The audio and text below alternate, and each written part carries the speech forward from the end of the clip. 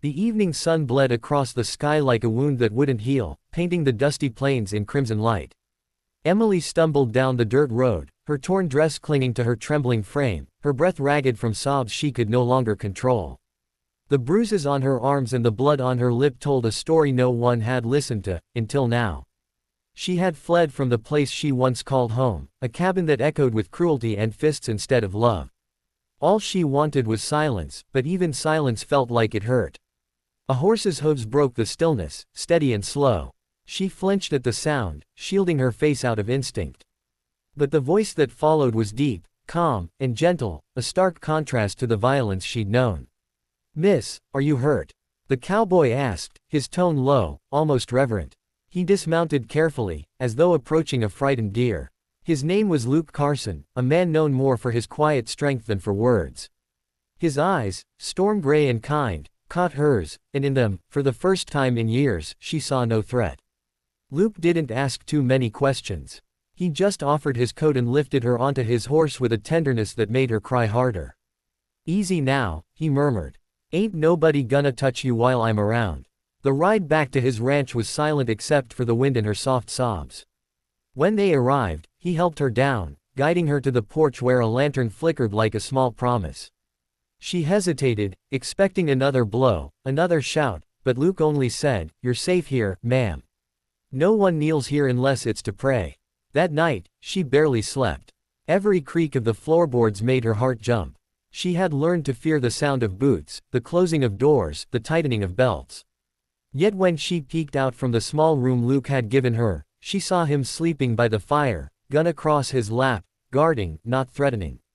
He wasn't a man of many words, but his silence spoke louder than anything she'd ever heard. It said, "You don't have to be afraid anymore." Morning came with golden light spilling over the fields. Luke was already outside, feeding the horses. "There's fresh water out back," he called gently, not turning around to stare. He respected her space in a way that unsettled her heart. It was too kind, too foreign. She washed her face and looked at herself in the reflection of the basin water. For the first time, she didn't see a victim. She saw someone still standing, still breathing. Days passed, slow but healing. Luke never pressed her to speak, but one evening she found herself telling him everything, the beatings, the humiliation, the nights she'd prayed for death. His jaw tightened, his knuckles white around the mug he held. "A man who raises a hand to a woman ain't a man," he said softly, yet the fury in his eyes burned hotter than the fire. "He's a coward hiding behind fear." She didn't know why, but his anger comforted her. It meant someone finally cared enough to be angry for her. The ranch began to feel like something she had forgotten existed, home. She helped with the chores, mended fences, and even laughed once when Luke tried to cook and nearly burned the stew. Her laughter startled them both, but Luke smiled, tipping his hat. "Sounds good hearing that," he said. "Keep doing it." In that moment, something fragile and new began to bloom in her heart, trust. But the world rarely lets peace last long. One afternoon, while Luke was in town selling cattle, riders appeared at the ranch, men she recognized by their cruel laughter and the scars of her past. Her stepbrother, Cole, dismounted first, eyes glinting with venom. "Thought you could run, huh?" he sneered. Emily froze, fear flooding every vein. She wanted to scream for Luke, but he was miles away. "You're coming back," Cole growled, grabbing her wrist. "You belong to us." The panic she had buried came roaring back. She twisted and fought, but the men were stronger. They shoved her to her knees, dust rising around her like smoke. "You'll learn your place again," Cole spat, raising his hand.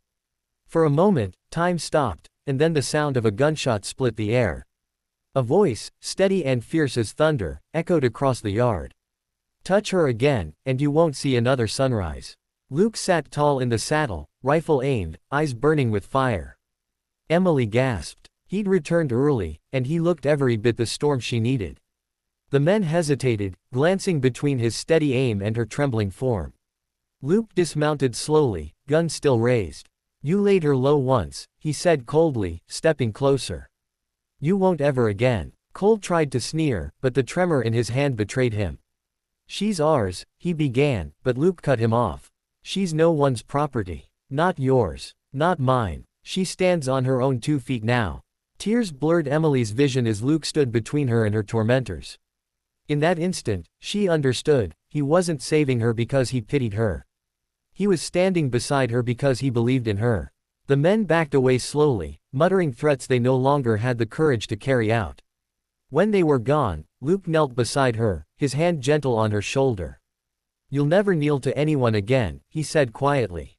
"Not while I'm breathing." That night, the ranch was wrapped in silence, broken only by the crackle of firewood.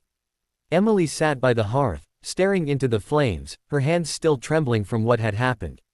Luke sat across the room, cleaning his rifle, his movements slow and deliberate. Neither spoke for a while, words felt too small for what had just taken place. When she finally found her voice, it came out like a whisper. "Why did you come back so early?" Luke looked up, a small, knowing smile tugging at his lips. "Didn't feel right leaving you alone. Guess my gut was right." The next morning, Emily walked out into the sunrise, the golden light warming her bruised skin. The world looked different now, not softer, but possible. Luke joined her, his coffee steaming in the cool air. "They won't come back," he said, his tone sure. "Men like that run from the truth once it stares them down." Emily nodded, her heart still heavy but no longer broken. She wanted to believe in a future beyond pain, and somehow, with Luke beside her, she could almost see it. As the days turned into weeks, something beautiful began to grow between them, not the desperate need of two broken souls, but the quiet strength of two survivors learning to live again. Luke showed her how to ride, how to mend fences, how to fix a saddle. Every lesson was more than a skill, it was a message: you are capable. Emily started holding her head higher, her laughter becoming a regular sound around the ranch. Sometimes Luke would just stop and listen, as if the sound itself healed something inside him too. One evening, as they watched the sun dip below the horizon, Emily asked softly, "Why do you help people like me?" Luke chuckled low, eyes still on the fading light. "Because someone once helped me," he said. "I was a fool back then, mean and angry at the world. A woman took me in, gave me a second chance. I reckon it's my turn to do the same." His words sank deep into her heart. Kindness born from pain, strength born from regret. It made her love him without even realizing it. But before peace could settle completely, trouble came once more, this time, not from the past, but from the land itself. A drought hit the valley, drying the rivers and cracking the soil. The cattle grew thin, and hope grew scarcer. Emily worked alongside Luke, hauling water, mending what little crops they could. Every day was a test, but she didn't run this time. She faced the hardship beside him, proving she wasn't just surviving anymore, she was fighting. One scorching afternoon, Luke collapsed from exhaustion.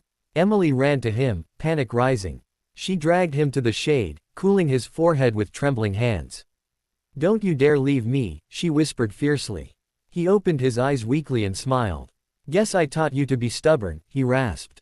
She laughed through tears. "Guess you did." That moment bound them in a way no words could, not by fear or pity, but by choice. When rain finally came weeks later, it was like heaven itself had opened its arms. Emily stood in the downpour, face lifted to the sky, tears mixing with the rain. Luke came up behind her, wrapping his coat around her shoulders. "Told you storms don't last forever," he murmured. She turned, eyes shining. "Neither does pain," she replied. The look they shared then was quiet, steady, and filled with promise. The kind of look that says home isn't a place, it's someone who stays. The ranch began to thrive again. Green returned to the fields, and laughter returned to their lives. Travelers passing through would sometimes stop by, drawn by the warmth of the place. They'd see the woman with the gentle smile and the man with the storm-gray eyes and wonder about their story. Emily never told them everything. Some wounds didn't need retelling, they only needed peace. One evening, Luke surprised her with a small box. Inside lay a silver locket, simple but beautiful. "Ain't no grand gesture," he said quietly. "But it's yours, if you'll have it." She opened it and saw two words engraved inside, "Free Woman." Tears welled up as she looked at him. "You gave me my freedom long before this," she whispered. Luke took her hands. "No, Emily. You took it yourself. I just stood beside you while you found it." They married under the wide western sky, surrounded by the people whose lives they had touched. The preacher's voice trembled slightly when he said, "You may kiss the bride," because he, too, knew what this union meant: redemption, healing, and love reborn. When Luke kissed her, the wind carried their laughter across the plains. It was the sound of two broken souls made whole again. Years later, children played on that same ranch, their laughter echoing through the fields. Emily would sit on the porch, rocking gently, her eyes soft as she watched Luke teaching their son to ride. Every scar she had ever carried now told a different story, not of pain, but of survival, courage, and love. She often whispered to herself, "He was right, I never knelt again." And when the stars came out over the quiet land, Luke would wrap his arm around her, his voice a low murmur against her hair. "Told you, darlin', you'd stand tall forever." And she did, not just because he had saved her, but because together, they had built a life where love was stronger than fear, and freedom was her birthright at last.